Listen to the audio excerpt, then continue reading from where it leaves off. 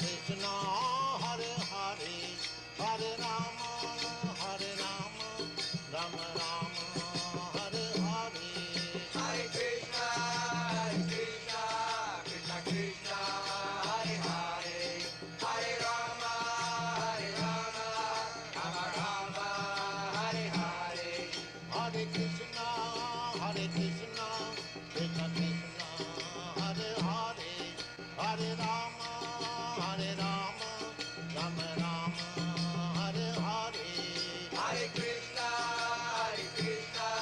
Krishna Krishna, Hare Hare, Hare Rama,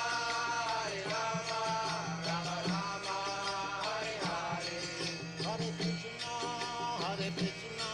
Krishna Krishna, Hare Hare, Hare Rama, Rama Rama, Hare Hare. Hare Krishna, Krishna Krishna, Hare Hare, Hare Rama, Rama Rama, Hare Hare. Hare Krishna, Krishna Krishna, Hare Hare, Hare Rama, Rama Rama, Hare Hare. Hare Krishna,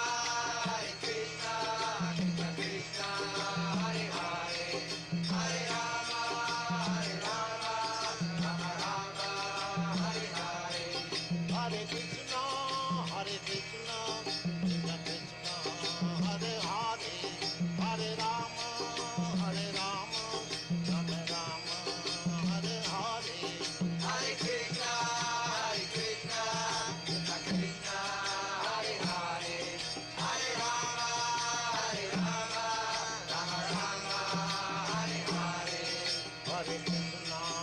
Hare Krishna, Krishna Krishna, Hare Hare, Hare Rama, Rama Rama, Hare Hare. Hare Krishna, Krishna Krishna, Hare Hare, Hare Rama, Rama Rama, Hare Hare.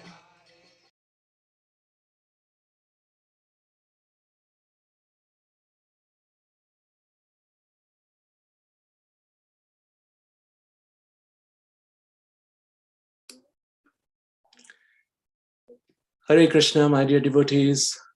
A very, very heartfelt and warm welcome to everyone. On behalf of ISKCON of Richmond Yatra, we are very, very happy and grateful and wants to express our sincere gratitude to all the devotees for being here with us today for this very, very special 2-day session with Her Grace Nitai Sevani Mataji. We see devotees from different parts of the US and also different parts of the world. We see so many devotees from India and other places. Very, very grateful. Thank you all for joining us. And we are very, very grateful to you, Mataji. Thank you very much and welcome back to our ISKCON Richmond Yatra. We are feeling so blessed and happy that you're back. So many of us already know about Her Grace Nitai Sevani Mataji, but just I would like to give a very brief introduction. Her Grace Nitai Sevani Mataji is a very, very senior Vaishnavi, actually born Vaishnavi. Mataji was born in a Vaishnav family, and she's been practicing bhakti all her life, but in a very, very early age, she came in touch with the devotees and came in touch with Srila Prabhupada's movement. And since then, Mataji's been very, very dedicatedly practicing and inspiring others to practice Krishna consciousness. Mataji is right now based in Vizag, southern part of India, where she is actually with Prabhu, Samba Prabhu, her husband. They are running a wonderful, wonderful center and building a huge temple over there, inspiring thousands and thousands of devotees to take Krishna consciousness. And not just in Vizag, all over the world. Mataji is very, very much loved for her inspirational talks. devotees from all over the world just get so much inspiration, including us here in Richmond, from the deep, realized, beautiful talks of Mataji. Mataji is a senior Vaishnavi disciple of His Holiness Jai Pataka Swami Maharaj. And we are very, very grateful that Mataji kindly allowed us to be in our association and hear from her. So without any further ado, over to Mataji. So we are having this two-part of Ram Navami celebration. So Ram Navami is coming next week. So we are preparing ourselves this weekend and dive into the enchanting pastimes of Sita Ram. So we'll have one session today and second part tomorrow. So thank you with that. Mataji, over to you. Hare Krishna. Audible? Yes, Mataji, very loud and clear. Thank you. Hare Krishna. Okay. So 5 minutes Kirtan and then I'll just begin. Yes, Mataji.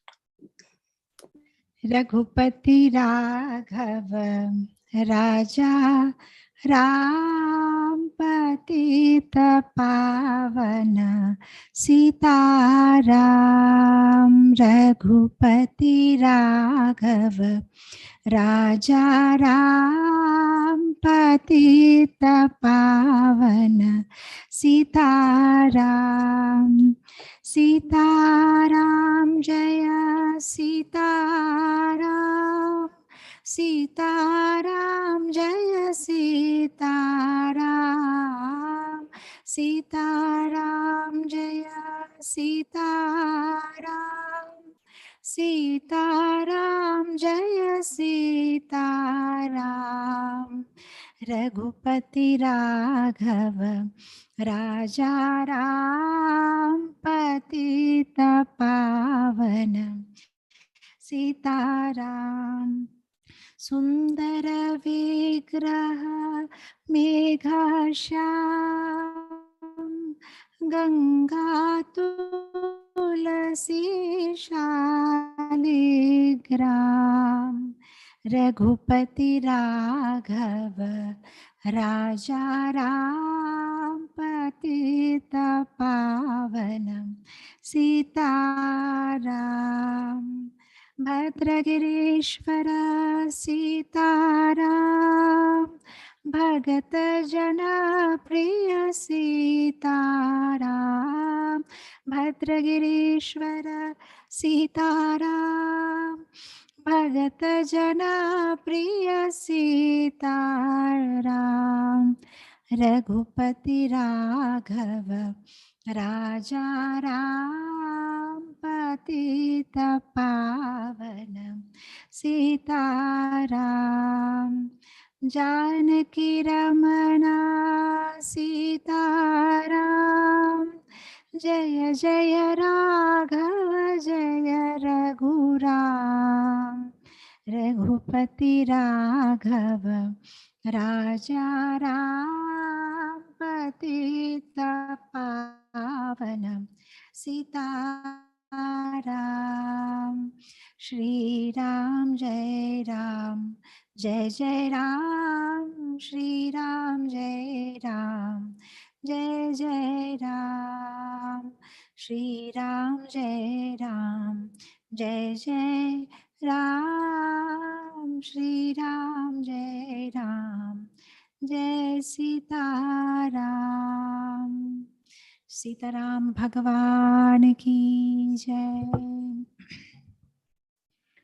Lokabhiramam Ranarang Gadhiram Rajivanetram Raghuvamshanatham Karunyarupam Karuna Karam Tvam Shri Ramachandram Sharanam Prapade. Shri Ramachandra Bhagavan ki jai. Hare Krishna. So happy to be back here with the Richmond devotees. Thank you so much. Last time that I was there with you all, we were doing Nam Ramayan, And we did do the first kanda, the Bala kanda, but then somehow I had some travels to do, and then we had to stop in between. But I'm happy that I'm able to complete it before Sri Ram and Navami. So last time we discussed that how, okay, now I think I just missed on one thing. Jagat Guru Srila Prabhupada ki jai. ISKCON Vartaman Guru Vrinda ki jai. His Holiness Jayapataka Swami Guru Maharaj ki jai. Without remembering Srila Prabhupada and Guru Maharaj and Gurus, whatever you speak is useless. No, I'm always reminded of this pastime of how there was this one disciple of a Guru, who just about knows every verse. And then when his Guru is about to test him, the Guru tells him that, I'm busy and preoccupied today. You just go to this banyan tree, which is in front of the ashram, and go and recite all your verses there. And if you have made any mistake, the leaves will drop by themselves. Just collect those leaves and come to me, and I'll know how many mistakes you made. So he just goes and speaks everything in front of the banyan tree. And to his horror, when he opens his eyes, he sees all the leaves have fallen down. And he just runs back to Guru and he asks, what did I do wrong? And Guru says, did you say that was this was? He said, I said everything correctly. And then Guru says, but did you remember me before beginning your exam? And he says, no, I didn't. So he said, that's why you got a big 0 and all the leaves fall down. So this time when you go, you remember me first and you then speak. And he does that. And this time none of the leaves fall. So it's like that, whatever we do, we remember the Vaishnavas and we remember the Guru, then everything goes right. Otherwise it's useless, whatever we talk. So, so yeah, now that we have remembered the Gurus and we have remembered Prabhupada. So last time that I was here, we were speaking that how Ramayana has 24,000 verses, but Valmiki Ramayana, and we can't cover them all. So we have planned to take up Nama Ramayana, which is by Lakshmanacharya in the Siddhi Sampradaya, and he has given a summary of this whole Ramayana in 108 verses. And however, he also divides this 108 verses into different kandas, 7 kandas actually, with Uttarakanda. So last time I remember we did Balakanda, and we spoke about how the Putra Kamishti Yajna happened and how finally the Lord appeared and how Lord was taken away from his home by Vishwamitra, and then on a purpose, and then how Lord helps the sages to complete their fire sacrifice successfully, and then how he kills Tadaka, and then how he delivers Ahalya, and then how he gets married to Mother Sita. And I think that's where we ended the Balakanda. So now the Lord has appeared and the Lord is giving a lot of ananda to everybody. So now this Ayodhya Kanda is more about how this whole conspiracy will unfold and how, Kaikai, Mantra, and this whole episode will start now. So as we did it last time, we will recite verse and then we will, of course, again, all said and done, it's not so much in chronological order. It just goes here and there, but it tells us the whole summary of the Ramayana. And this way we will also complete reciting all the 108 verses of Nam Ramayana. So we will start today with Ayodhya Kanda. So very beautiful glories of Lord will be explained here. So if you have it, you can share it on the screen. Otherwise, you can just put Nam Ramayana on the Google and you'll get it. Ayodhya Kanda. Aganita guna gana bhushita Rama vanitanya kamita Rama Rakachandra Samanana Rama Pitruvakya Ashrita Kanana Rama Rama Rama Jaya Raja Ram Rama Rama Jaya Sita Ram. So now this Ayodhya Kand begins, and now Lakshmanacharya is glorifying about the beautiful qualities of Lord Ram. He says, he starts this kand with very beautiful word. I like that. Aganita. Aganita. Ganita means you can count. Aganita means which you can't even count. Unlimited. So he says, Aganita guna gana bhushita Rama. Oh, my dear Lord Ram, who is having unlimited qualities, unlimited bhushita is abhushan, like, is adorned with so many beautiful qualities. And actually this Ram Leela or this Ram Katha was even spoken by Mother Yashoda to Lord Krishna. That's what Bilva Mangal Thakur says in many of his bhajans, that Mother Yashoda recites Ramayana so beautifully.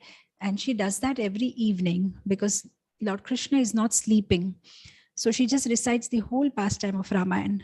But sometimes she gets very angry on Lord Krishna because when she recites the pastimes, her whole purpose is that Lord should sleep now. But instead of, getting to sleep, in the mood of sleep, Lord Ram becomes more active. Lord Krishna becomes more active. And especially when that pastime comes where Ravan kidnaps Sita, and our naughty Krishna, he jumps up on the bed and he says, where is Lakshman and where is my bow and arrow? Let us attack Ravan. And Mother Yashoda is like, come on, I'm telling you this story so that you can sleep. And why are you getting so active and, worked up about it? Come on now, take rest. And then Lord Krishna looks at Balaram and Balaram looks and both of them just smile. And then they go, go to sleep. So, of course, in the olden times, the parents told these stories to the children or the pastimes of the Lord from Ramayana so that they can sleep. But now these pastimes need to be told so that they can be awake, because the way the moral values have been eroded and the way the whole culture is going in drain, these needs to be told again and again to wake people up from their slumber, that what are you doing? We have such a rich culture and we have Ramayana and Gita and we have Bhagavatam, so get up, sleeping souls. So that's what Bilva Mangal Thakur explains in his bhajans, that how beautifully Yashoda Mata is narrating about the qualities of Ram and the pastimes of Ram.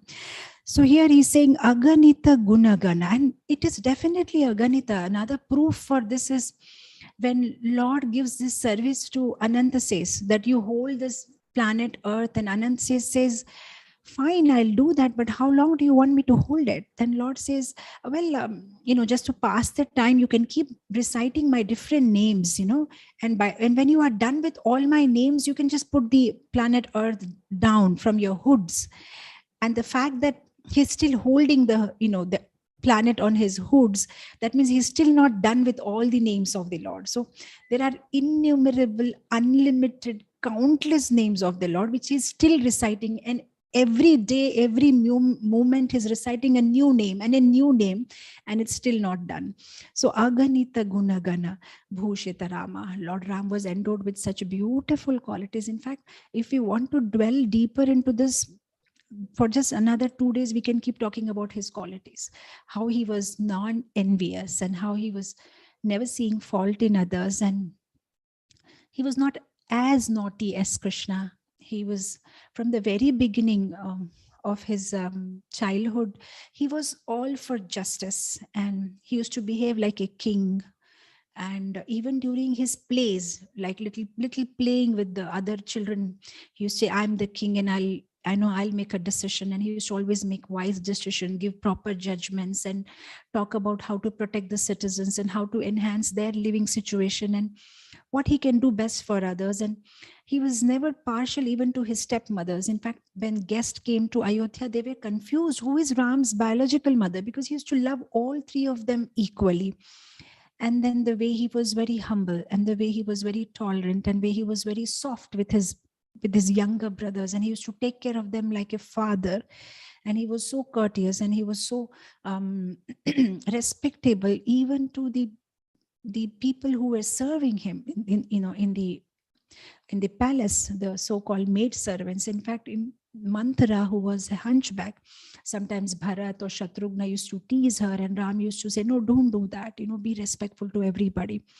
And Even like sometimes, because Dasharath was so attached to Lord Ram, that sometimes during, in the late evenings, or sometimes in the night, when they had some urgent meetings or management administrative meetings, he used to have Ram in his lap, and Ram is having his head on Dasharath's lap. He's just 4 years old, and he's sleeping, and Dashrath is, addressing those people in the administrative council. And sometimes, Lord Ram used to speak something in between whatever they are talking, because he's hearing carefully, and say something so witty. And everybody used to be surprised, oh, he's sleeping or he's hearing, and how come he's giving such witty answers to whatever the administrative issues or problems they had. So from the very beginning, he was having such beautiful behavior and such intellect. And I was reading somewhere that he was so good in talking that if you ask him 100 questions, he can answer your 100 questions in simply one line, and you will be completely satisfied for all that 100 questions you asked. So he could just make it very short. Of course, uh, for us, if somebody asks us one question, we need to talk 100 lines just to explain the answer for that. But it was other way around for Lord Ram. He was just, in short, he can just tell you what you want, what you want. That's very intelligent, just the right choice of words. And so overall, everybody was in love with him, and they used to just love him. Um, Krishna stole butter, Ram didn't, but he stole hearts. He definitely stole everybody's heart in Ayodhya. They were all in love with him. So Aganita Guna Gana Bhushita Rama. He never saw faults in anybody. He has such wonderful, wonderful qualities. The next line says, Avani Tanya Kamita Rama. Avani is Dharti, the mother earth. Tanya is daughter. Kamita is desiring. So who is desiring Lord Ram? Says Avani Tanya. The daughter of the mother earth, that means Sita Mata, is desiring Lord Ram. So he has such wonderful qualities, and Mother Sita desires him, is what he says in the starting two lines. And then the third line, he says, Raka Chandra Sama Anana Rama. Raka Chandra is moon. And what kind of moon? The moon, it looks so beautiful in the darkness, in the middle of the night. It looks so beautiful when the darkness is at its maximum, and you see the Chandrama, the moon, whole moon looks so beautiful. So Rama looks like that. Sama Anana Rama. It just looks like that moon.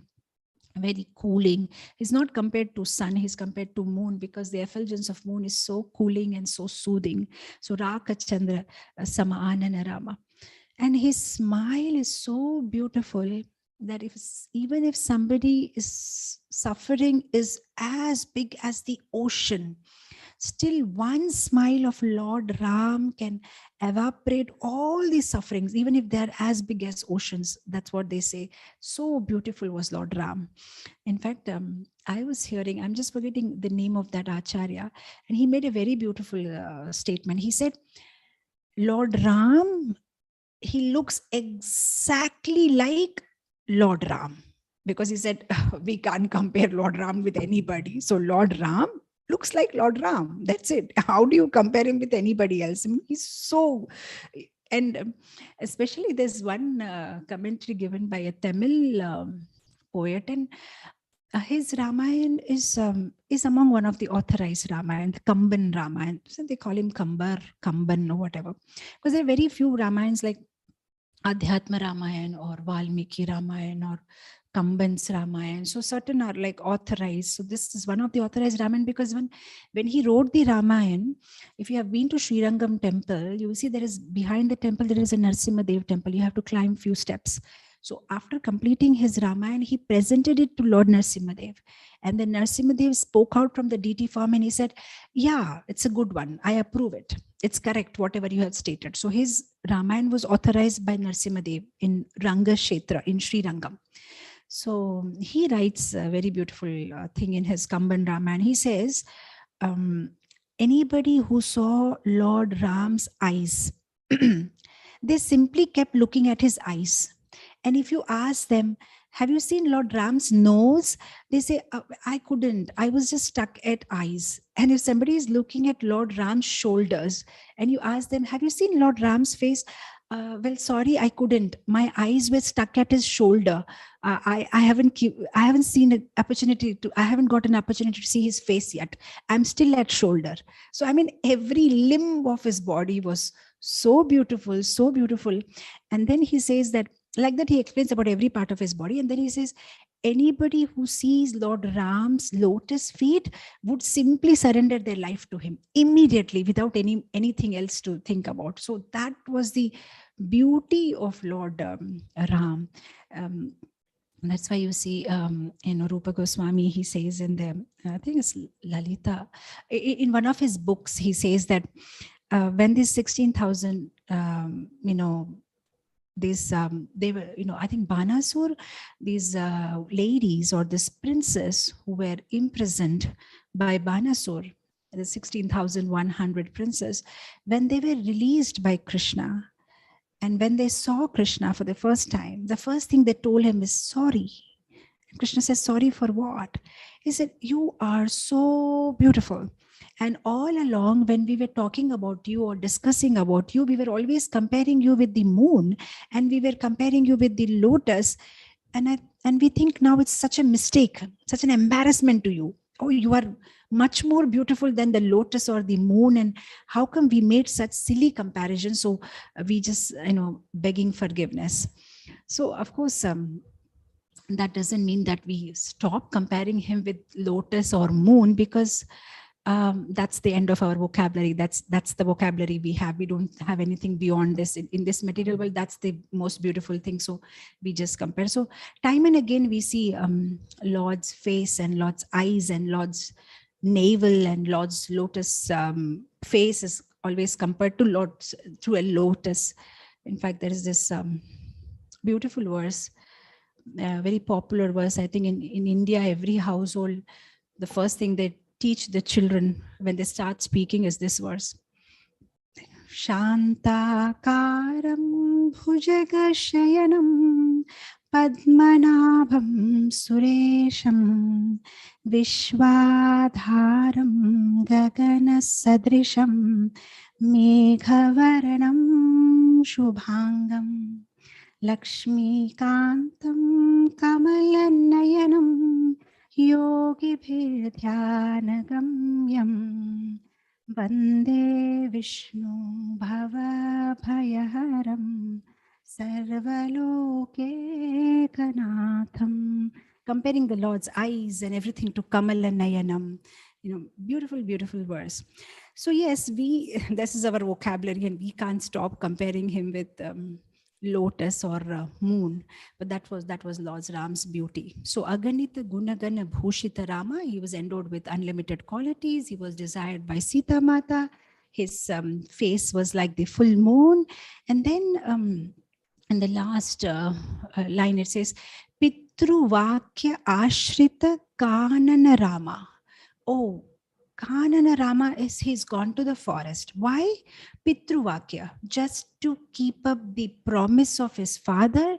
He has Ashrita means taken shelter. Shelter of what? Of forest. He has taken the shelter of forest just to uphold his father's promise. And this is very beautiful. The Supreme Personality of Godhead, who is shelter for everybody in this world, takes shelter of the forest just to uphold his father's word. So this is very beautiful. And then they're explaining about the beauty of Lord Ram in the beginning verses, and then they say how he left for the forest. And I was just thinking, trying to get a connection here is that his beauty was not limited to favorable situations or conditions in life. Even when he was asked to go to the forest, the smile still remains same. I think that's one thing very special, which we can learn from Lord Ram's pastimes, is how he deals with reversals. I mean, even when, in a situation where he was, he was expecting to be the regent prince, and it was just going to happen shortly. I mean, in the morning, he's all set and ready, and after his Mangala Snanam, after taking the auspicious bath, and he's about to, going to be the prince regent, and then he's told that no, you'll be banished for 14 years, and he still has the same smile on his on his face. There's no change in his expression. This is something because when you are expecting a pat and you get a slap, definitely there'll be some change of emotions, or there'll be some kind of a feeling in your heart. But the way Lord Ram reacts, and that's something so beautiful for us to learn. And especially the fact that he doesn't blame anybody for that. I mean, at some point in our lives also, when we become devotee, over a period of time, we do learn to forget and we do learn to forgive. But Lord Ram is showing us another step in that journey of forgetting and forgiving, loving somebody who has been the cause of our sorrow. Now that is something really special. Another step high. Okay, you forgive, but can you love them in the same way, or rather more, even though they, practically you see that they are cause of your sorrow? Because he doesn't blame Kaikai, or he doesn't, he's just, in fact, when this announcement happens, we should see the way he deals with everybody in so positive way. He when Kaikai is already, that Ram is going to say something and then I'm going to attack him, but he simply says so beautifully, he says, "Oh, dear mother, why didn't you tell me this directly? I always thought that you loved me and you thought I'm your son, and now you really behaved like a stepmother by not telling this to me directly. I would have been happy to go to the forest to please you. Why did you have to go through father?"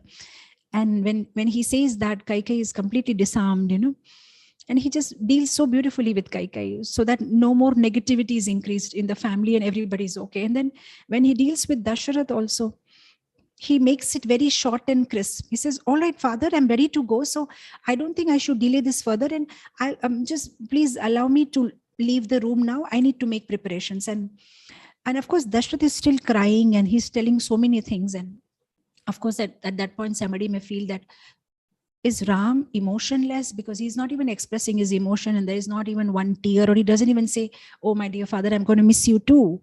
He doesn't say that, because sometimes the love is conveyed not by expressing your feelings. Sometimes the love is conveyed by hiding your feelings or by hiding your emotions, it according to time, situation, and circumstance.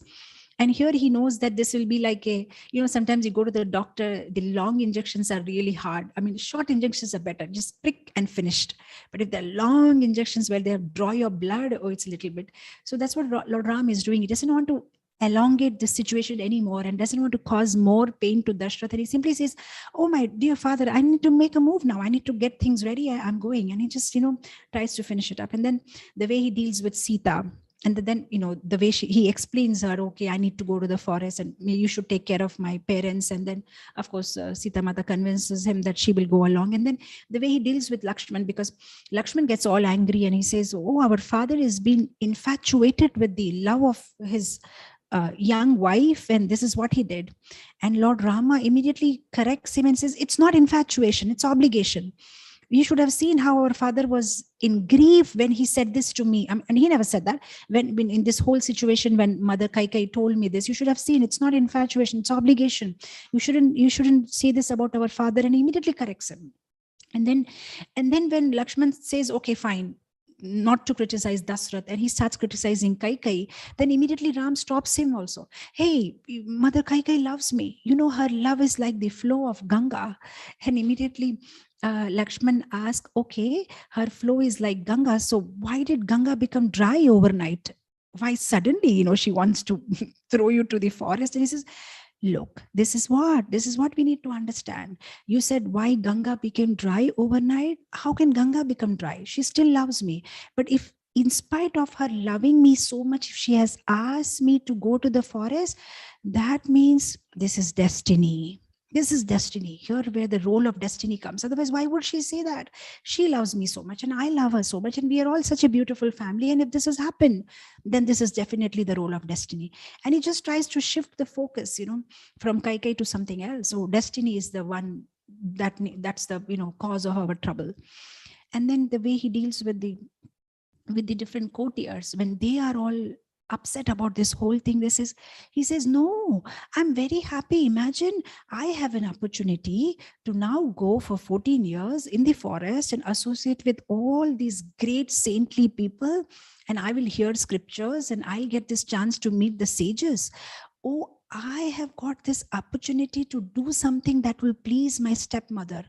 Oh, I have got this opportunity to play a main role in in upholding my father's promise. Oh, what a privilege. Oh, I will get this opportunity to see in my lifetime my younger brother becoming king. Oh, what an opportunity I have got. And he's just going on, and the courtiers are surprised. How can somebody be so positive even in this kind of situation? And everything is showing in such a positive way.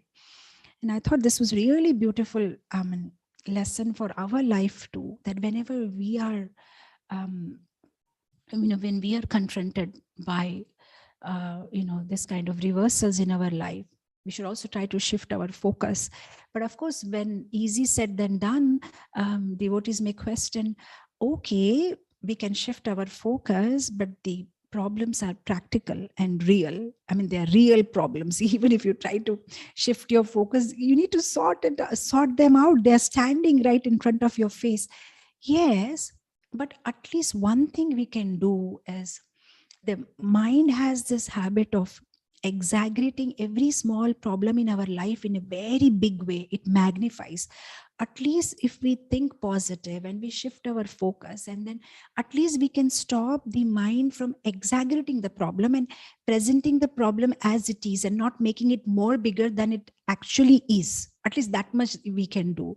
So that's one thing. And of course, when we take shelter of Gita and we take shelter of Bhagavatam, then one more thing that we know is, it's not only we who are suffering, everybody's suffering. This world is a place of misery. It's just that different people are suffering different flavors. Maybe you have a strawberry and they have a vanilla, but everybody has their flavor of suffering. So this is one wisdom we get from Gita. And most important is, when we take shelter of scriptures, at least we start looking at things from multi-life perspective. This is not my only life, and that I've lived before, and I may have to take birth again. And there are so many things happening in my life which I don't know, what karma I did previously. So we start looking at things from multi-life perspective, and that helps us to get a little bit calmer and face the situation or whatever problem we face in our life. So I thought this was some beautiful life lessons which we can learn from Lord Rama's life. So how he was smiling and he just accepts it. We'll go to the next verse. Priya guha vinivendita padarama dikshalita nija mrudu padarama bharadvaja mukha andakarama chitrakootadriniketana rama rama rama jaya Raja Ram Ram Ram Jaya Sita Ram. So here he says, okay, it's all done. He just goes, with his wife and Lakshman, and they are now on their way to the forest. And we know whole pastime of how the whole Ayodhya walks with Lord Ram, and then somehow Lord Ram cheats them. He asks Sumanta to, this is similar to what Akrura does to the gopis. The gopis are crying and Akrura takes Krishna away. And this is what happens with the Ayodhya Vasis. They're all fast asleep, and Sumantra just takes away Lord Ram. And then they meet Guha. So the first line says Priya Guha. Priya means beloved. Guha is Lord's friend. So he says Priya Guha Vinivedita Padarama. Oh, Guha becomes one way very happy because he's seeing his friend Lord Ram, and he Mridupada, he just washes the feet of Lord Ram, and he's so happy. Oh, you have come, and now for this 14 years, my palace is yours. You take care. You be here. I'll just serve you like a servant. He's so happy. And one way he's very sad the way the whole situation has unfolded. And so when Guha sees Lord Ram, he just comes with all Raja Bhoga and Prasadam and and every facility, and he says, please come and take rest in my palace, whatever palace he must be having as a forest dweller, whatever situation. So Lord Ram says, no, I can't, because I made a promise, that I will be living under the, trees and wear bark of the tree. And then what Lord Ram does is he just takes some gum from the tree barks, and then he mats his hair, because if they have to stay in the forest for 14 years, they don't have the right things to wash and all those facilities. So he simply just mats their hair, and he says, I can't stay in your palace, and I'm just going to sleep underneath this tree for this night, and then I need to walk further.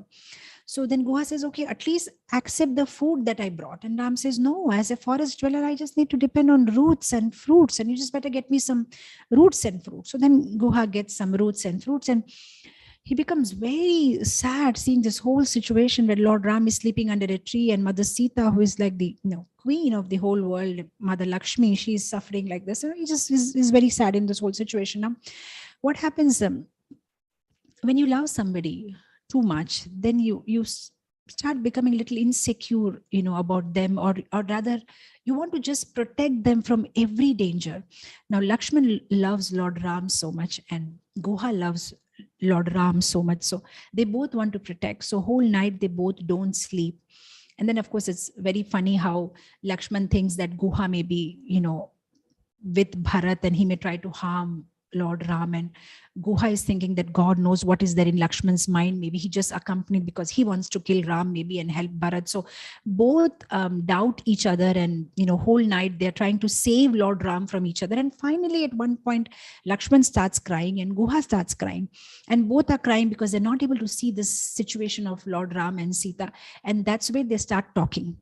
And when they start talking, then they both understand that both are great devotees of the Lord and they love the Lord. And I thought this was also very special, that, unless and until a devotee opens their mouth, you can never judge them.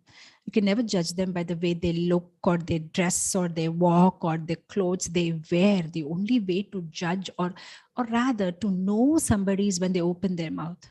When they talk about Krishna, then we understand what's the level of that devotee. We may have so many misconceptions in our mind, but because when you speak or when you talk, it reflects your consciousness, or what kind of person, what is the level of your devotion. Here, when Guha starts talking and Lakshman starts talking, then they both understand, yes, he loves Ram. Yeah, he loves Ram. So that's how they, so that's how the hearing is very important, that we hear from devotees, and what you do or how you behave and what you talk is what is there inside. Like you see, during provocating situations, the real you comes out.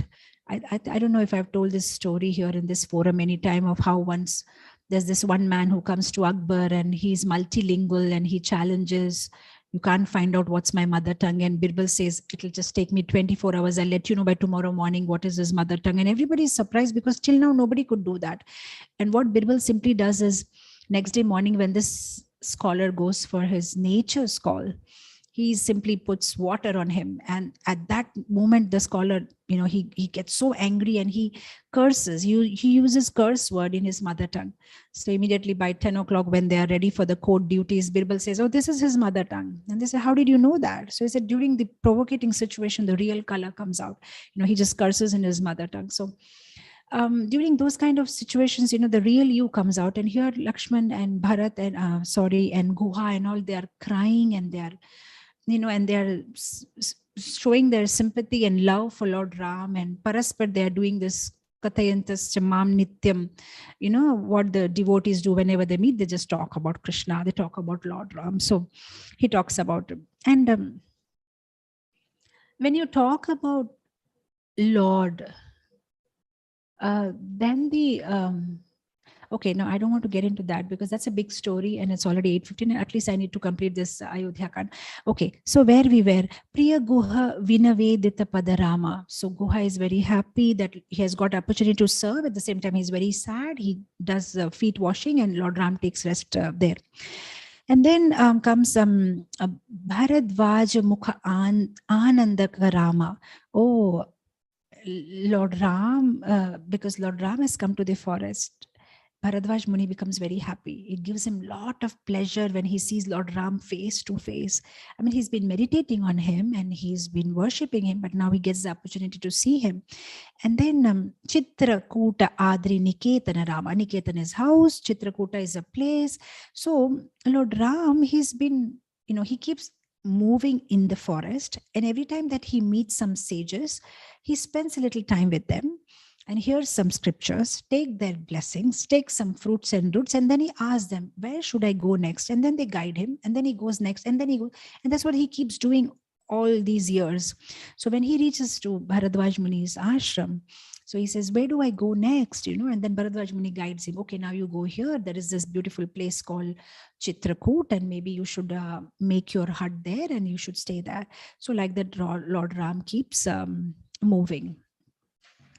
We'll go to the next line. Dasharata Santata Chintita Rama Kai Tanya Arpita Rama Virachita Nijapita Karma Karama Bharatarpita Nijapadukarama Rama Rama Jaya Raja Ram Rama Rama Jaya Sita Ram. So while he's moving in this forest, he's remembering his father, Dasharatha Santata Chintita Rama. He's constantly thinking, hope my father is fine, he's okay. I just left him. Because when this whole thing was going on, this whole episode, and when Kaikeyi is asking Lord Ram that, this is what I've asked from your father, Dashrath Maharaj was in complete grief, and he was blabbering so many things. He was telling, why not you stage a coup, Lord? To Lord Ram, he was saying, Rama, why not you stage a coup and just attack me and take away my kingdom? Then whatever promise I have made to Kaikeyi doesn't stand good. Or then he says, okay, fine. If you don't want to do that, just arrest me. It's okay. If you don't want to do that, okay, fine. Take all the wealth away. Take all the wealth of Ayodhya and then you go and live wherever you want to comfortably. Or at least take all the Ayodhya Vasis with you. Or, okay, at least stay one more day back, at least one more day, so that I can serve you, or I can make sure that you are comfortable. Okay, you do this. Okay, you do that. So many things he keeps telling. And Lord Ram, and time and again, when he's in the forest, is just remembering my poor old father. He was saying so many things. I just hope he's okay. So this is what had happened, because when Lord Ram left, there were so many things that Dasharatha was trying to say and suggest, but Lord Ram does not listen, and he just starts walking, and he doesn't even look back. Like I was just telling previously that he just didn't want to give so much pain to his father. So he thought, the quicker it's over, maybe my father will forget and he'll keep going. But it doesn't happen. Dashrath keeps saying Ram, Ram, Ram, Ram, and he just falls down. And then when Kaikeyi lifts him up, and then Dashrath is reminded of this pastime. He says, oh my God, now I know why this has happened to me. Because when I was a young boy, and I was just, trying to kill some, animals, and I was trying to master different war techniques. And I was learning this particular mastery where I can shot an arrow just by hearing the sound. And while I was practicing this in the deep forest, I heard a sound of a deer drinking water. And just by hearing, I had put an arrow. But alas, I didn't know. When I went close, I came to know it was not a deer. It was a boy called Shravan Kumar. And he was just taking some water for his blind parents, whom he was taking on a holy pilgrimage. And, then Shravan Kumar, when he left his body, he just gave me this pot of water and said, please give it to my blind parents. And when he took this pot to those parents of Shravan Kumar, and he just said what happened by mistake, they were so upset with him and they cursed him. Said, we are suffering now in separation of our child, of our son, and we are dying, and same thing will happen to you. You will, face the same situation in your life. You will suffer separation of your son. And then and there, Shravan Kumar's parents, after finishing the rituals of their son's, body with all the death rituals, they die. So he says, he shares this with his queen, Kaushalya, the elder one. He says, this is what has happened. Whatever I did, I just got it back. So he was suffering a lot. So Lord Ram is just reminded of that. Oh, Dasharatha Santata Chintita Rama. He's just worrying, oh, my father, alas, how easy. Kai Kai Tanya Arpita Rama.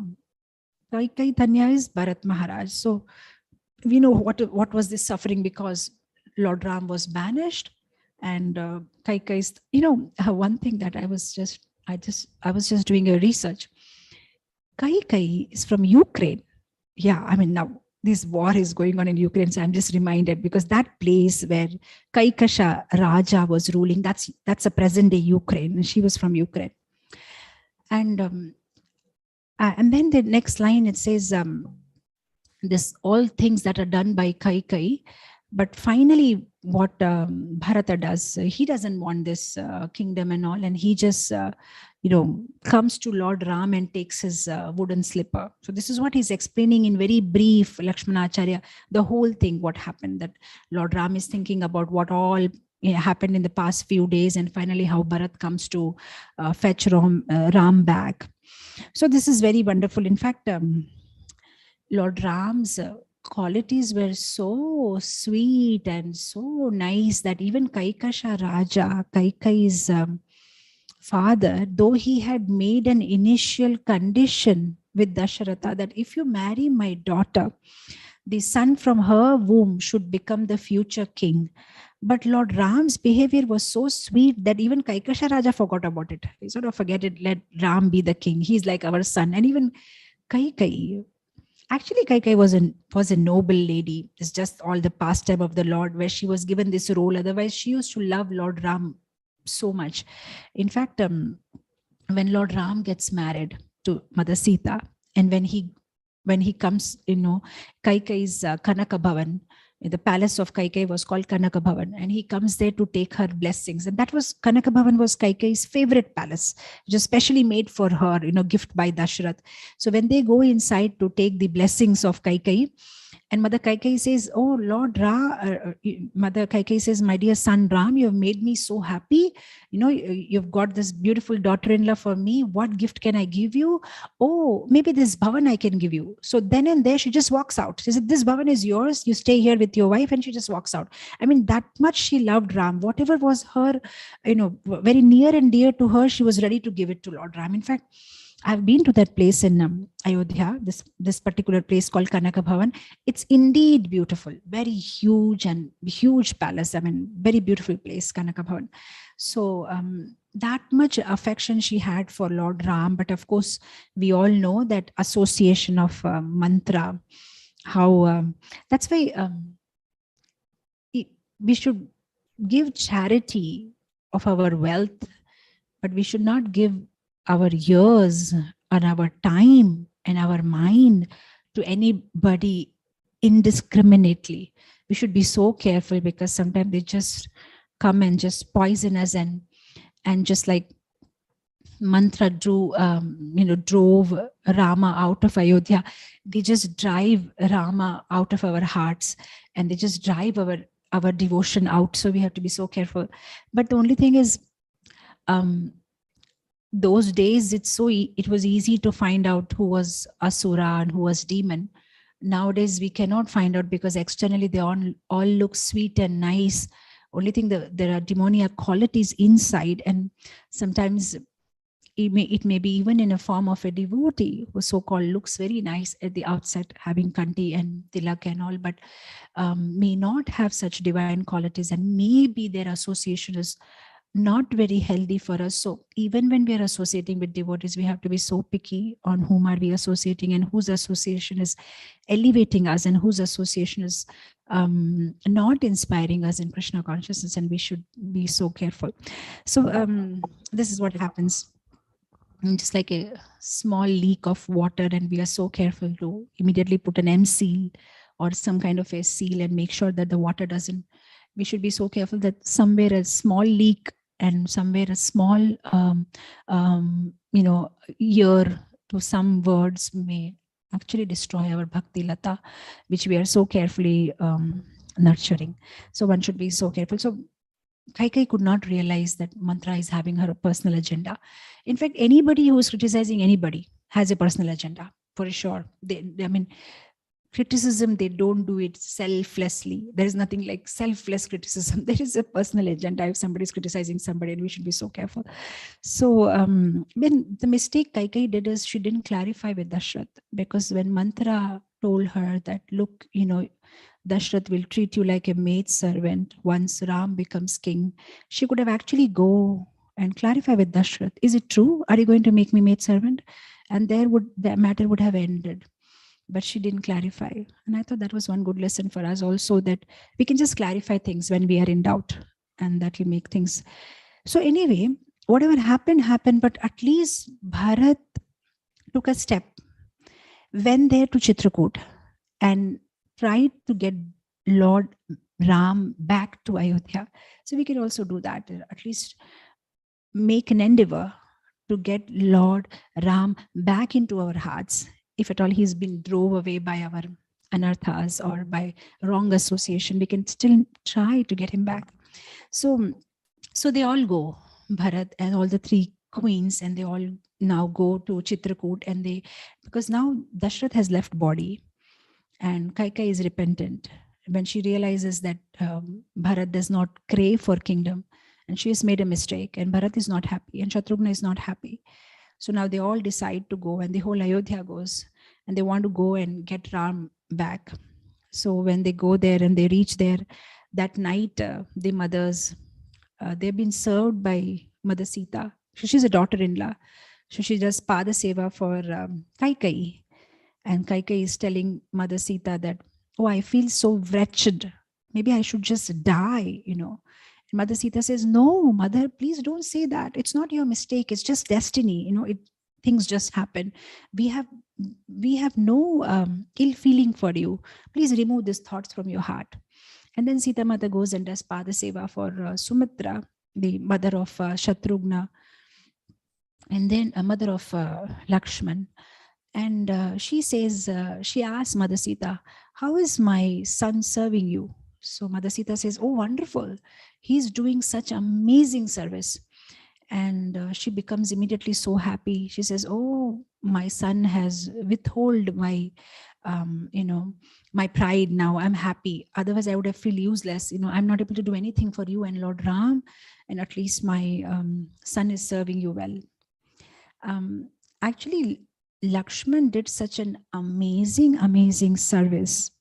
In fact, for the 14 years that he served Lord Ram, he never slept even once. In fact, when Nidra Devi came and said, this is not fair, everybody has to sleep.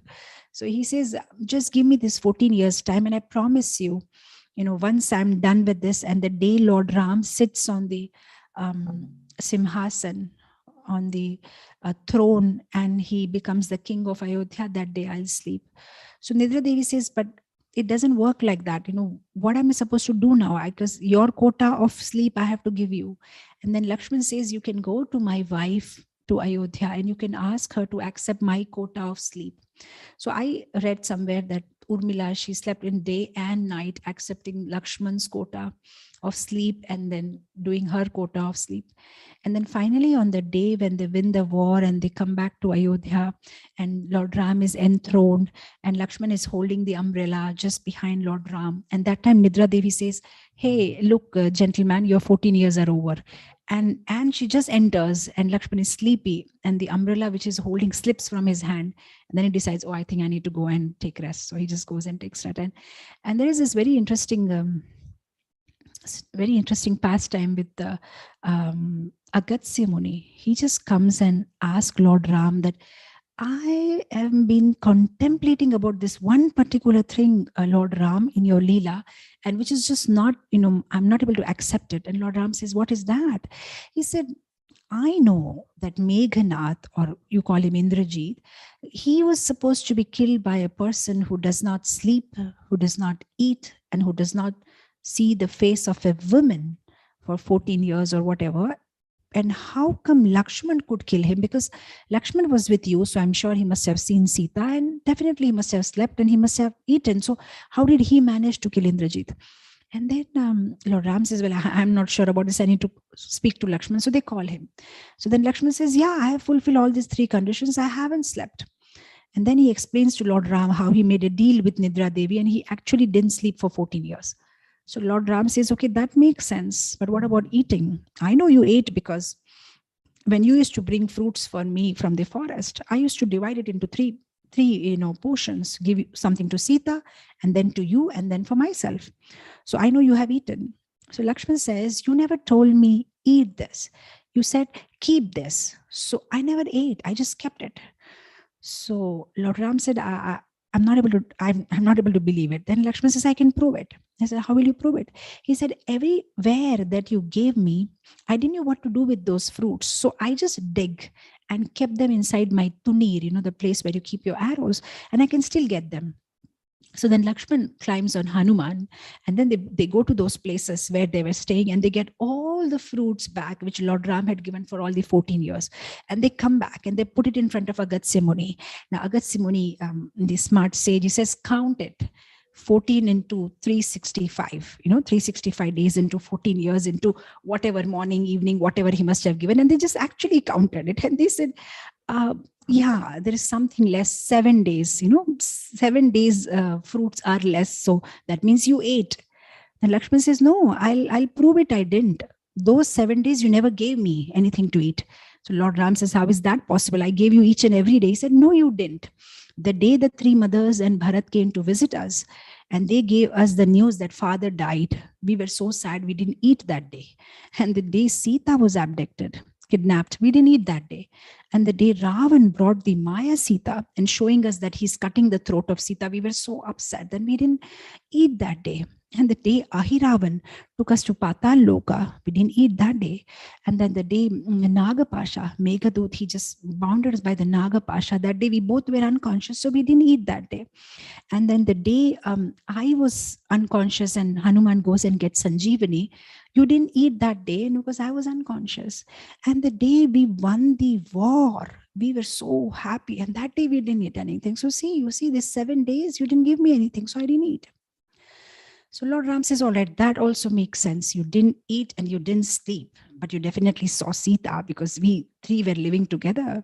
So he said, no, I didn't, and I'll prove that. So how will you prove that? He said, you remember when Ravana kidnapped Mother Sita, and then she did throw some jewelries, on the ground, and these were collected by the monkeys, and that was with Sugriva. And when Sugriv gave us that piece of cloth which had all these jewelries, and you showed it to me, Lakshman, does this not belong to your sister-in-law? Does this not belong to Sita? And I told you, brother, I haven't seen her face, so I don't know if this jewelry belongs to her.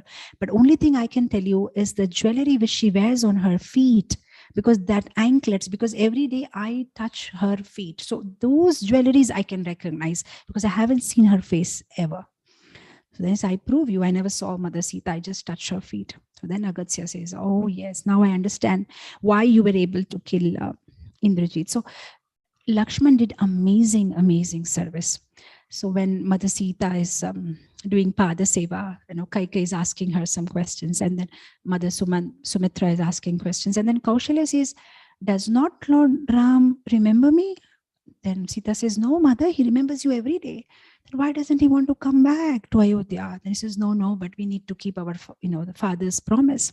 So all these discussions are going on, and there are intellectual discussions because Bharat has come all armed. So he has brought all these sages of Ayodhyas and all the Kul Gurus and the Rishis, and they're all giving different arguments to Lord Ram.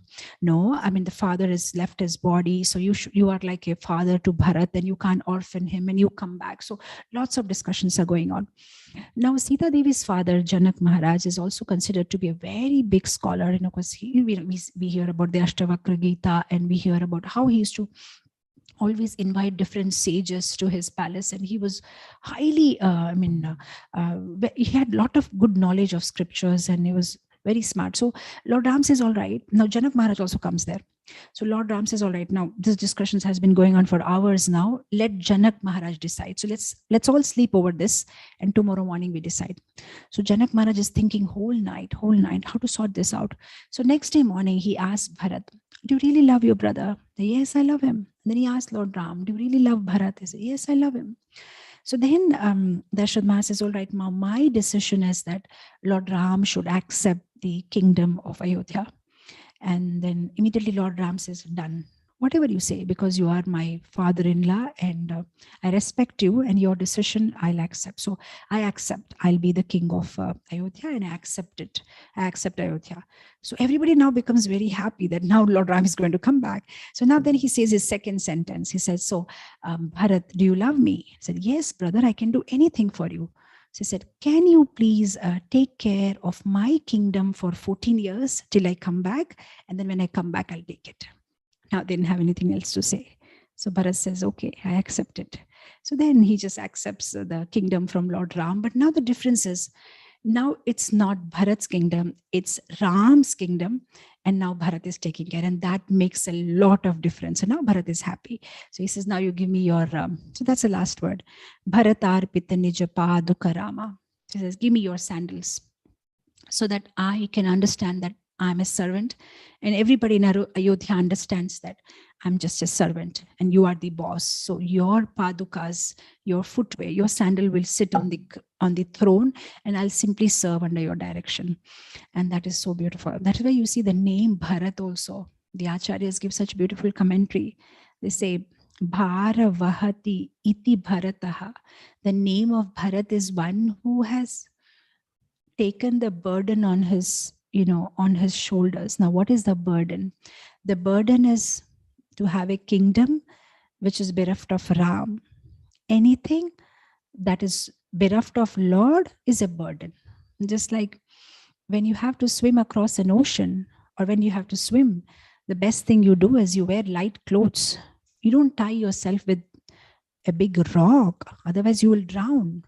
But in this material world, when we buy material possessions or increase our material aishwarya, what we are simply doing is tying ourselves to rocks and big rock and bigger rock and a bigger rock. And then we also want to swim across this material ocean and it doesn't happen. And this we drown. So now what do? We want those rocks and we also want to swim. So then what we need to do is we just need to write Ram on that rock. Then the rock will float and then we can float also. So that means whatever material possessions that we have, we just need to have Lord Ram on it. That means we need to be Krishna conscious and use them in Krishna's service. Then those rocks are no more those heavy rocks which will drown us, but they will keep us afloat. So Bhar Vahateti Bharataha, because he had to take care of a kingdom which didn't have Ram. So, but he took this service to please Lord Ram. And then you see in the meaning of the word Lakshman also, I say Lakshman Lakshmi Sampanna, one who is having lot of wealth. Somebody will sing, but where was the wealth? Poor fellow, he was also just moving from one forest to another with Lord Ram. Where is the wealth? The Acharya says, no, he was the most wealthiest person because he had the seva of Lord Ram with him, and that's the greatest wealth of anybody. So Lakshman Lakshmi Sampanna, oh, he has so much wealth, they say. So in fact, when Valmiki was narrating this Ramayana to his disciples, at one juncture they asked, Guruji, who is greater? Is it Lakshman or Bharat? And then there's a big philosophical discussion. And then finally, Valmiki says, well, both are great. One did Vapu Seva and one did Vani Seva. One did personal Seva of the Lord and one did Seva of the Lord by following his directions, to please him. So in fact, Seva in separation is more harder because when Lakshman does Seva, at least he gets a reciprocation. He can see the beautiful face of the Lord, the smile of the Lord. He can talk to the Lord. He can see the Lord. But Bharat had to do it in separation. He can't see the Lord. He can't hear his sweet words. He can't, but he still kept doing it, And that's so beautiful. In fact, many times I just think in my mind that, when devotees complain that I don't get association of my spiritual master, of my mentors or my counselors or my Siksha gurus, and hardly get any association, how should we keep ourselves inspired? And I just wonder that Prabhupada disciples, they hardly had association of Prabhupada. I mean, the whole movement was just 10, 11 years and Prabhupada just did everything. Now imagine even the devotee with the senior most devotee must have got how many years, let's say, of Prabhupada's association, 66, so 77 he left, so maybe like 10 years, what more in they may have. And some of them had maybe 10 days, and some of them maybe had 1 day, and maybe somebody had just one line conversation with Prabhupada, maybe somebody had just one look of Prabhupada, maybe just Prabhupada looked at him, or maybe somebody just had, here is your name, and somebody didn't even have that, maybe a letter diksha with your name in your envelope. But still, after Prabhupada left, this world in 1977, the rest of 40, 50 years, they have dedicated their life for that 15 minutes of conversation that they had with their guru, or that 5 minutes of talk, or that one line of his, or that one word. I mean, so much love you need to have for a person to do something, even after he is not present in front of you, but you still do something, and you to please him and carry forward his mission. That's really big dedication. So I mean, Bharat was not getting any reciprocation, and he's somewhere in Nandigram for 14 years. He doesn't have any news, and there is no WhatsApp, and there are no Facebook updates to see which forest Lord Ram is today, and he still has to go on, and that's something really great. So yeah, so Bharatarpita Nija Paduka Rama. So finally, Bharat and Lakshmana. Yeah, in fact, the name of Shatrughna also, it's very beautiful. The Acharya says Shatrughna is one who has defeated all the Shatrus, all the enemies. And somebody may say, oh really?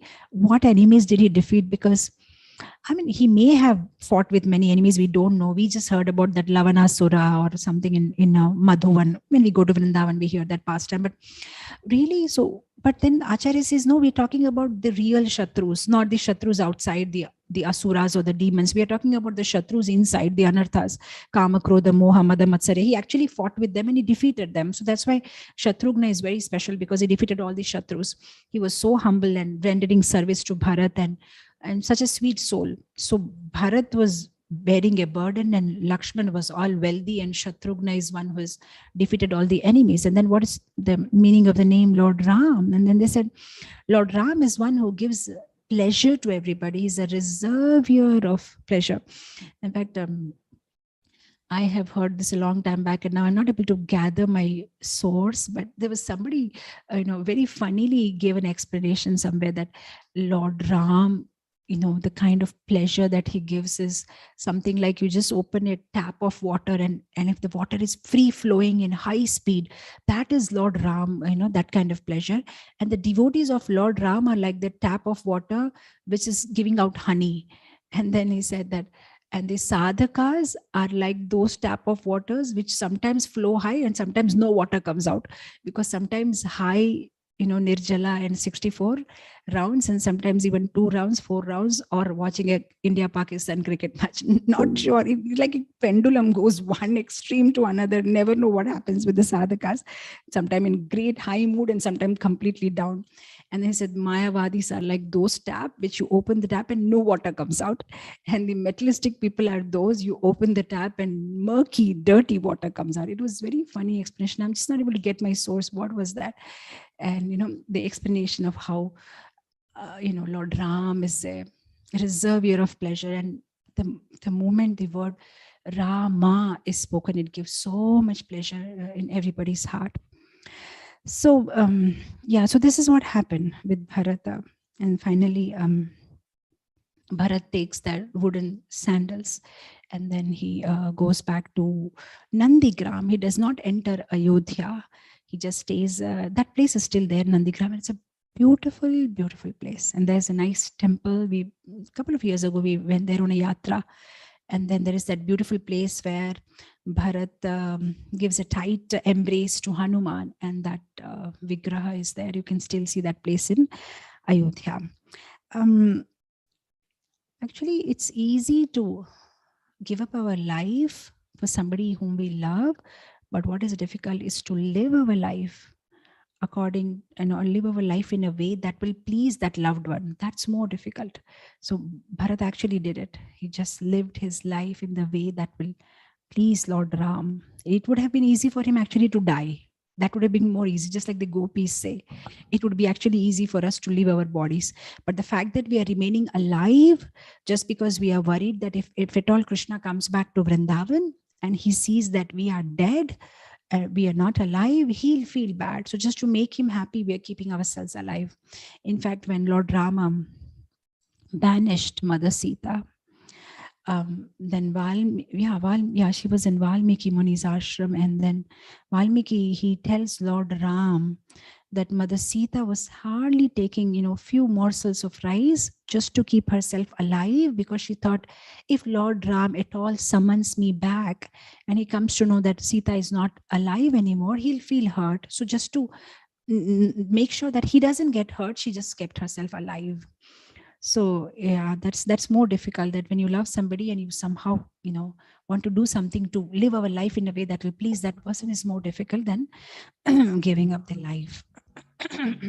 That is the highest stage in a devotional life, where we want to serve and please Guru and Krishna with no conditions apply.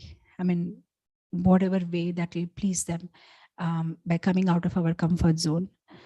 So, so with this, we actually end the Ayodhya Kanda. And I'll go another 15 minutes and I'll end it here with one verse from Aranya Kanda, and then we'll end it and we'll continue the rest of it tomorrow.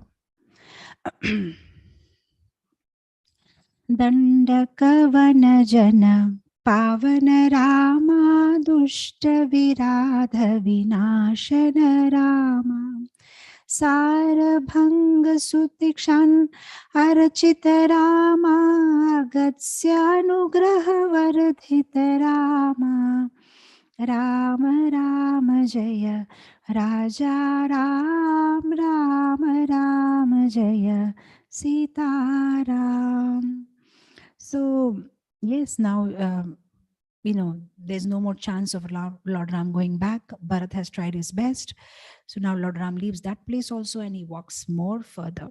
There are 3 places that Lord Ram was there. I mean, there were many places that he was there, but prominently Chitrakoot, and then Dandakaranya, and then Panchavati.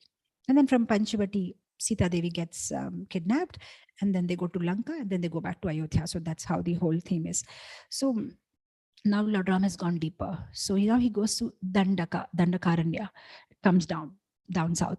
And Dandaka Vanajana Pavana Rama. Oh, Lord Ram is purifying everybody, purifying places, because he's just walking and going everywhere.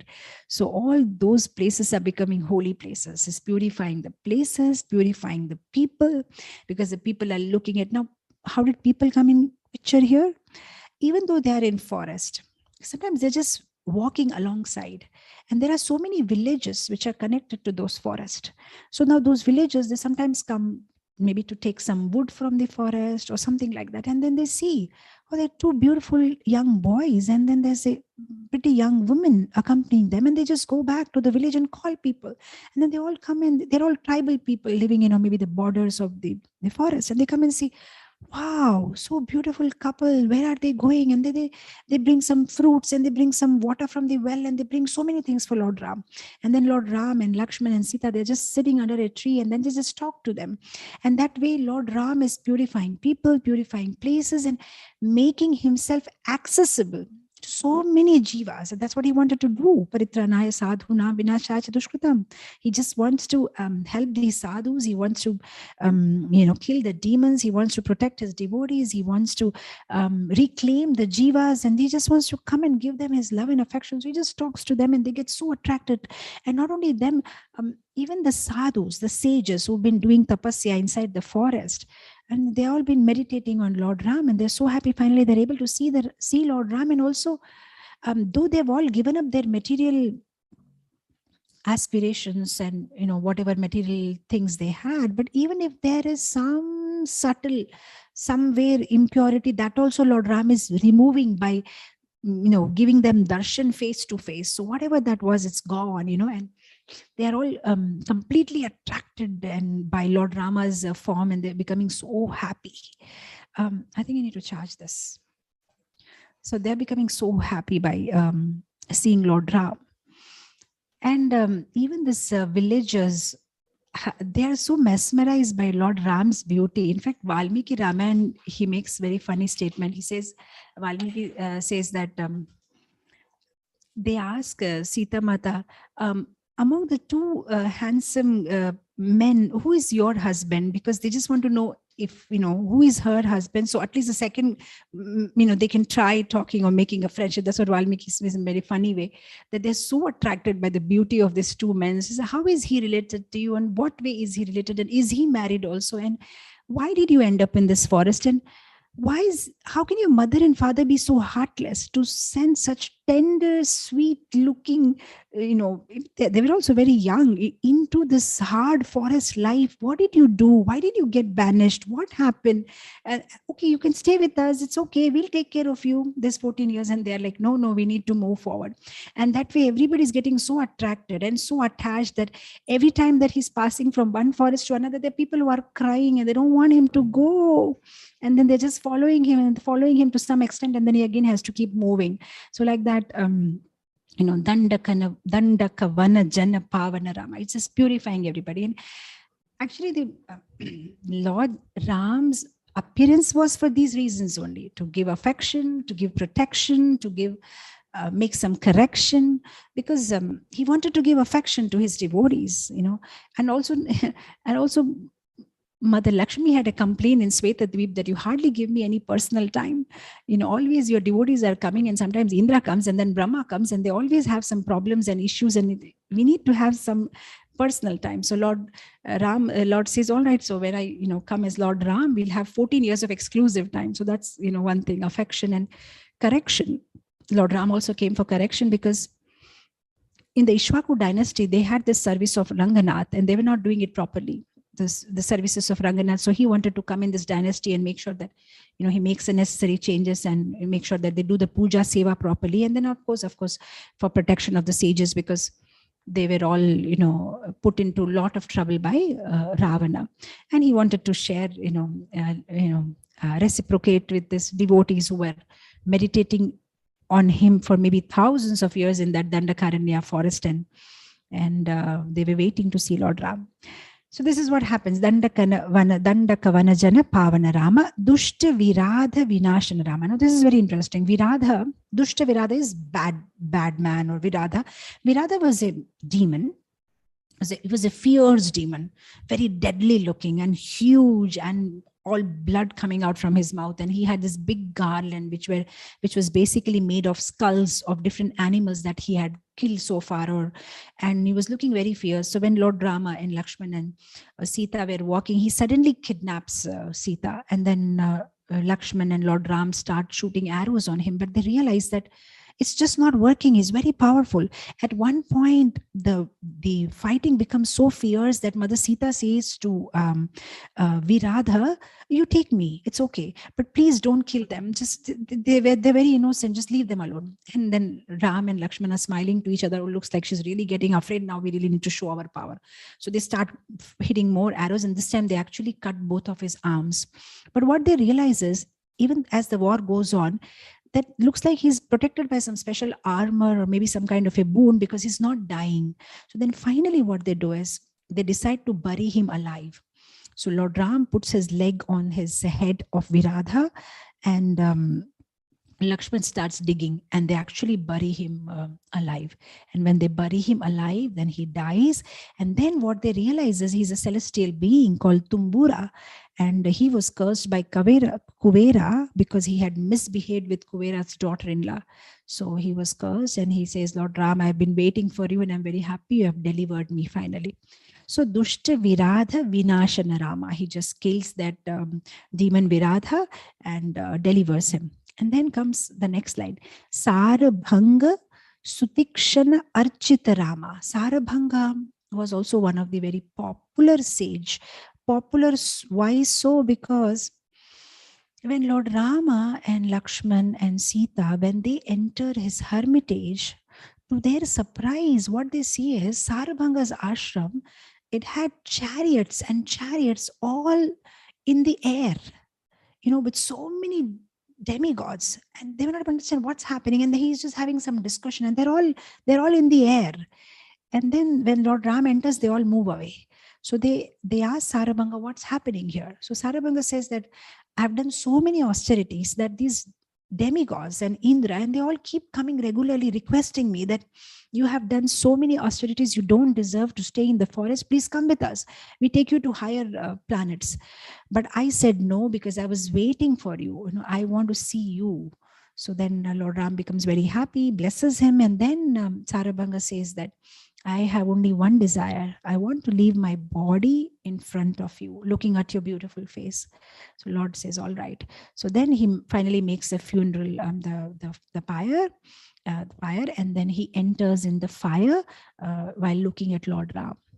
And then before leaving his body, he says, you please make it a point to meet Sutikshana. He's also waiting for you.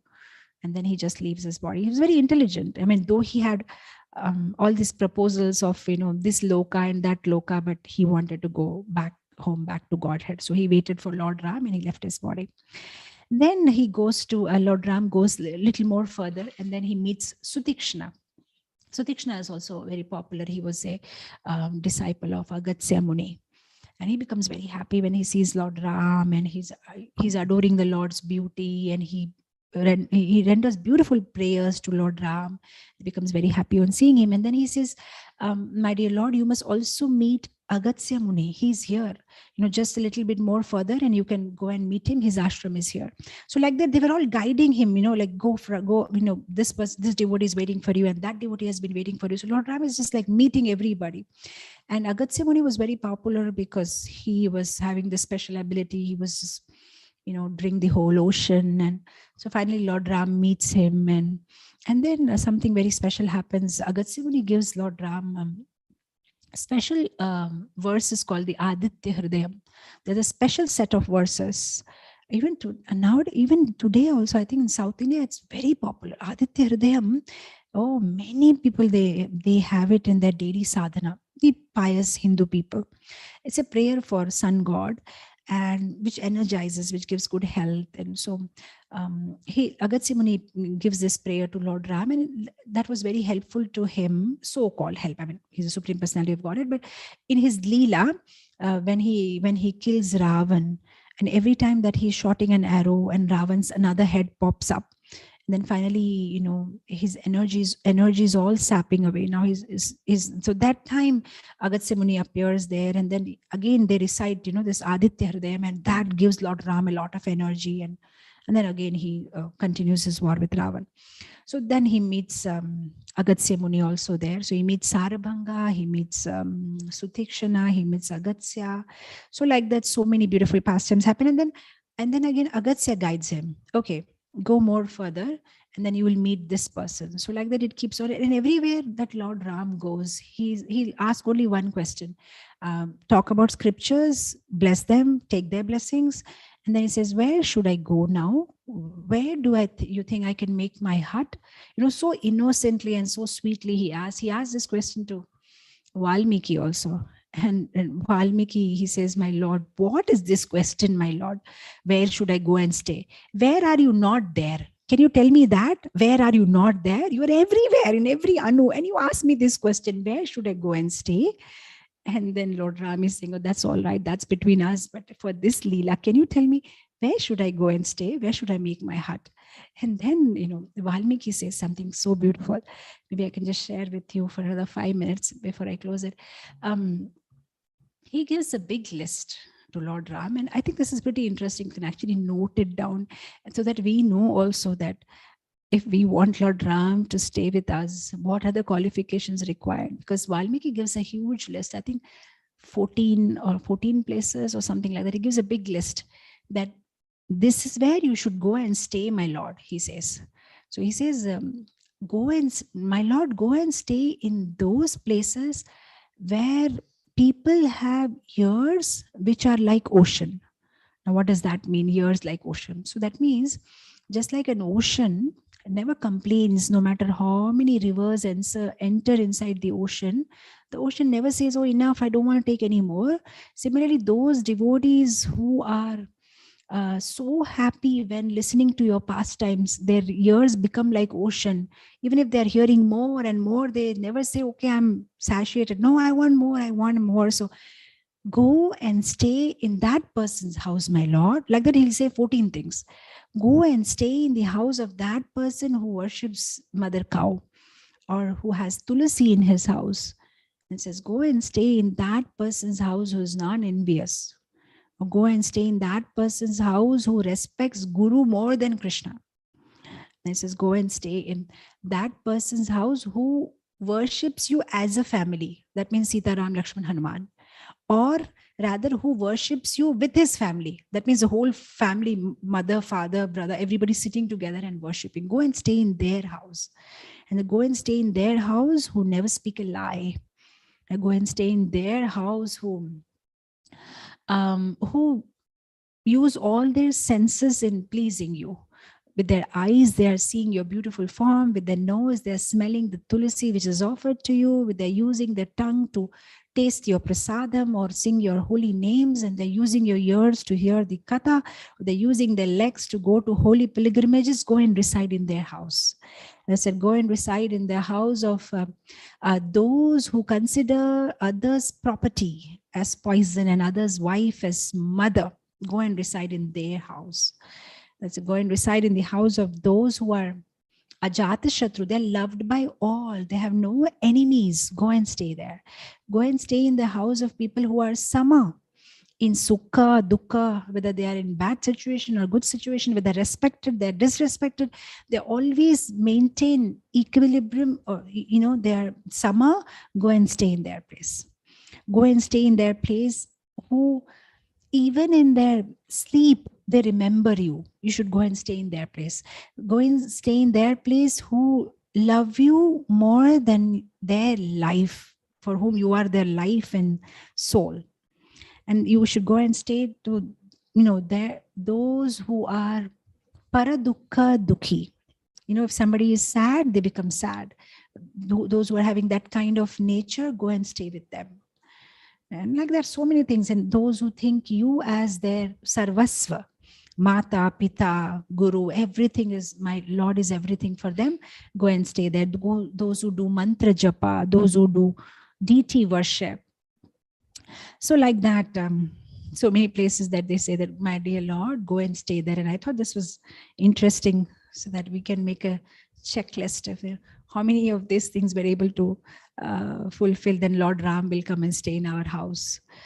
So like that, Lord keeps traveling from one hermitage to another and from one forest to another.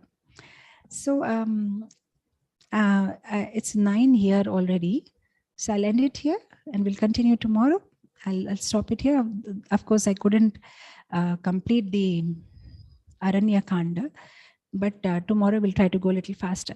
But what we will do is, I don't know if I cannot complete the whole Ramayana, but what I'll do is whatever I can complete tomorrow, I complete. And that's it. We pause there and then we see some other time to complete this whole Nam Ramayana, because I wouldn't be able to go fast and, somehow my heart will not accept. Though I was told that somehow, try and finish it up in this 2 days and somehow complete it. But it's so difficult because everything is having so many things connected. Each line has so many pastimes. And so I'll just try and complete whatever is possible tomorrow. And then we can see when we can do the rest of it. Or I can do it with some other yatra. And at least those who are watching it online can have a series where they can have a complete Nam Ramayana is what my plan is. Okay, with this I'll end it here. Thank you so much. Shri Ramachandra Bhagavan ki jai, Jagat Guru Srila Prabhupada ki jai. Hare Krishna.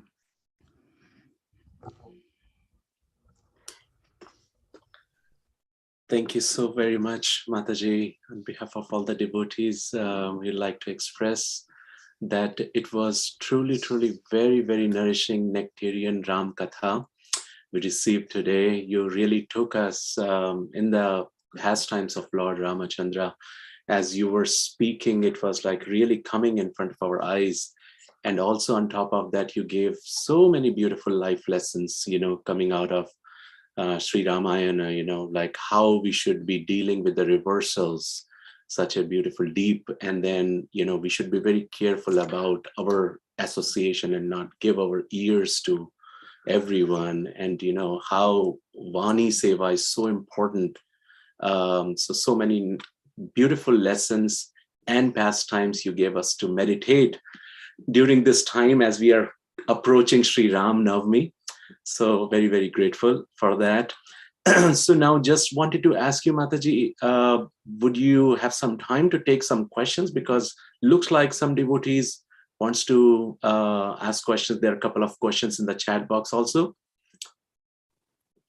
I'll see what the questions are. If they're going to reveal tomorrow's pastimes, I'll not answer them. Okay. If there's something to do with today's pastime, we can do that. Okay, so maybe I'll just quickly, try to club the questions. So a couple of questions from Richa Mataji. So basically she's asking about how you mentioned about selecting our association within devotees also. So how should we carefully do that so that we are not committing Vaishnava Prad at the same time, selecting our association?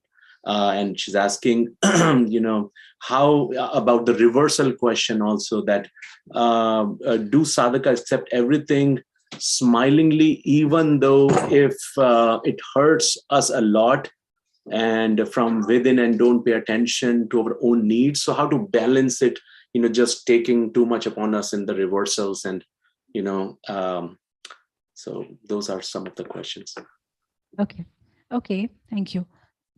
So yeah, I'll just try to take it segment wise. So first question was about the reversals. How do you take reversals? Every time can you take it with a smile? Okay, it's my karma. If they're hurting us too much, how do we go about it? So the whole point is, if we are very clear with our goals, we can make very easily the decisions. The whole point is we want to go back home, back to Godhead. And what is helping us in this regard, that is what we select. So sometimes, let's say for some reversals or some situations in our life are in such a way that if we don't act on it, it's hampering our Krishna conscious journey, then we act. For example, now let us take something from Ramayana itself. If you see in Lord Rama's life, when he was asked to go to the forest by his father, he says, it's my destiny and I accept it. And he doesn't try to, though Lakshman says, let's, attack Dashratha and arrest him and fight and get our rights. But he says, no, I don't want to do it. It's my destiny. But same Lord Ram, when his wife Sita gets kidnapped by Ravan, he does not say, it's my destiny. If my wife gets kidnapped, what can I do about it? He doesn't. He actually goes out of his way and he forms his monkey army and he fights it out with Ravan. So now people may question, why didn't at that time he just accept it as his destiny? Why did he fight? So how do you make a choice? When is it destiny and when I need to fight back? Now what we see in Ramayana is they're not asking you to blindly accept your destiny. What they're asking you is that you give importance to your duty. What's your primary duty? As a son, his primary duty was to be an obedient son and follow the orders of his father, and uphold his father's word. So he just did his duty, what his obedient son needs to do. And in that course, he accepted it as a destiny. And when it come with Mother Sita's kidnapping, he did his duty. What a husband's supposed to do is to protect his wife. And no matter what hurdles came, he just, went ahead and he fought the war with Ravana and got his wife back. So that's it. So what's our duty? Now, I cannot make any blanket statement, but according to your situation, circumstance, and then our goal is clear, and then we decide, because you can't fight every battle. The life will come with so many battles in front of you, but you need to pick it up, which battle you want to fight and which battle you don't want to fight. So if there are battle which when fought is going to help me speed up my journey in Krishna consciousness, and I fight for it. And if I see this is going to waste my time and it's not making that much sense, then I just leave it. And as far as coming about hurt, if you see everything with multi-life perspective, the hurt becomes a little less. The hurt comes in when we actually identify ourselves with the body too much. Then only the whole hurt thing comes in picture.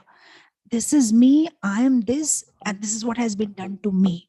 But if we start seeing things with multi-life perspective, previous life, and I don't even know if this person is, going to be with me, another few years from now or next life, then everything will become so different when you see it in that level. Have you seen sometimes, close quarters, some patients who suffer from cancer, you'll see there'll be so much change in their attitude, because now that they know that they're going to live temporarily, they just start being grateful to things, people, situation, and they don't want to be bad to anybody, because they know they're just for some more time, and they just want to be nice to everybody, and everything changes. Similarly, actually, if we every day think that I'm temporary in this world, actually will be very nice, and our relationship with everybody will be so nice, and we'll be able to forget and forgive so easily. The hurting thing happens when too much identification with our body.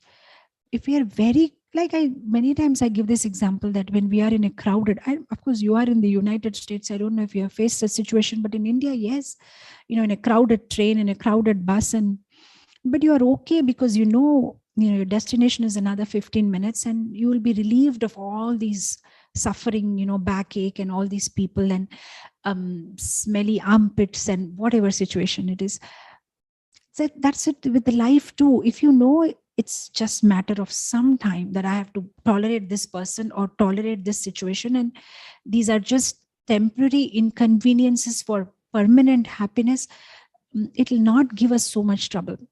At the same time, I'm not talking about extreme abuses or something like that. You just need to pick up, by confronting or by doing this. Is it facilitating your Krishna consciousness? Is it going to make your chanting more blissful? If you say this to this person just now and you're going to feel happy about it, then you can go ahead if it's inspiring you.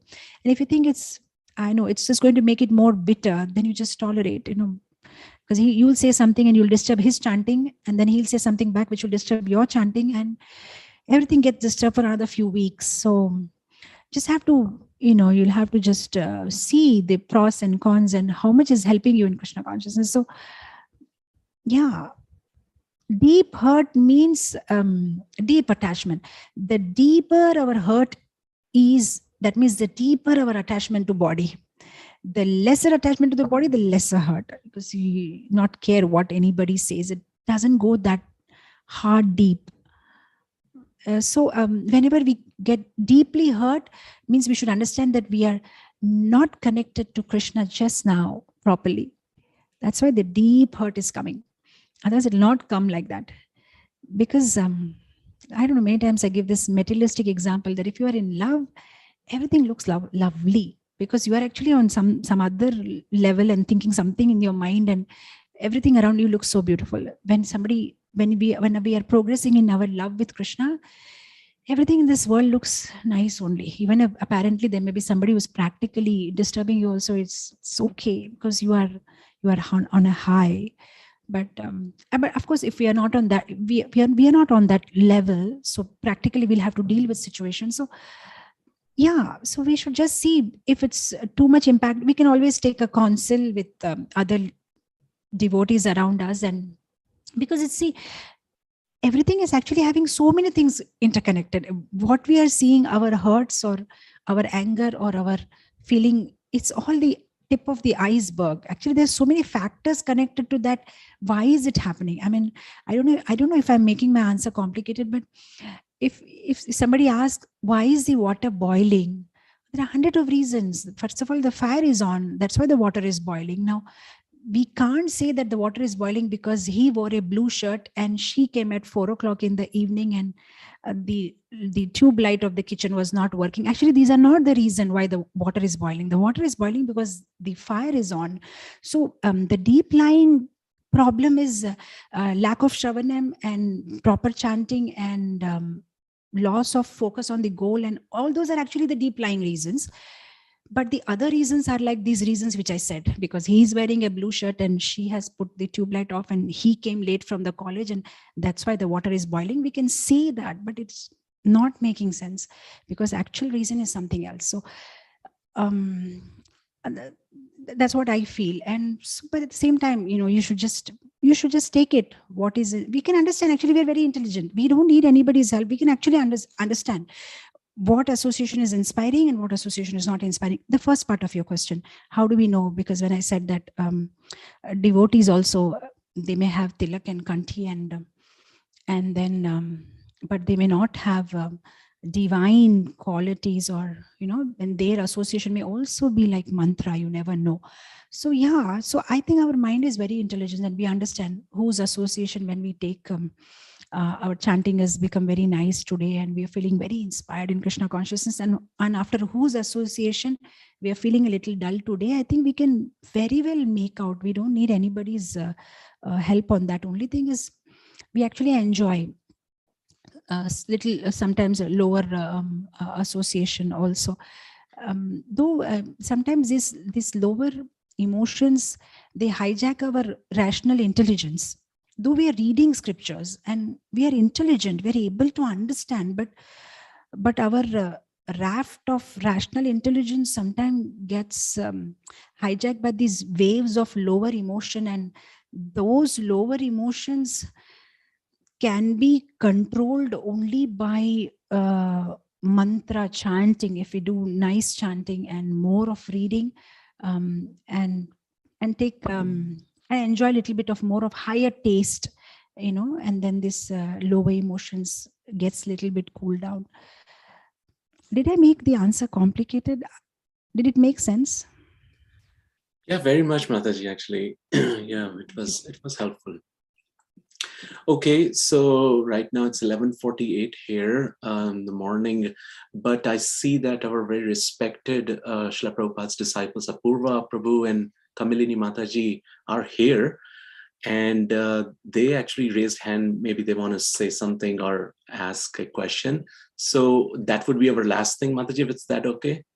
Yeah, please, I will take their blessings. Yeah. Okay, so please go ahead, Apurva Prabhu, Kamilini Mataji. Right.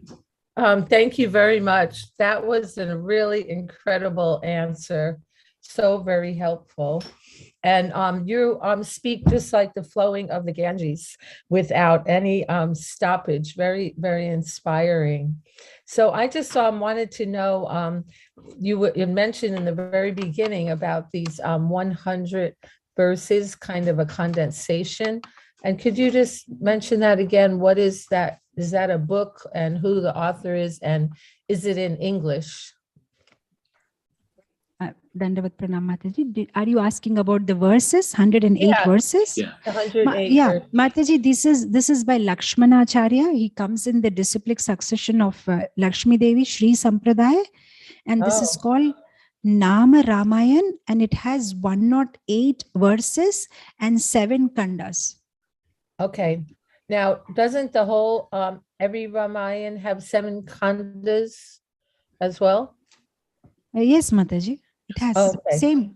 Balakanda, Ayodhya, Aranya, Kishkinda, Sundara, Uttara, the same kandas. Okay. And is it written in Sanskrit originally? Yes, Mataji. Actually, Mataji, you can go on the internet. You just go for KK songs, Krishna conscious, Krishna Kirtans, KK songs, and you just type Nam Ramayan, you will just get the whole thing. Oh, really? Thank you so much.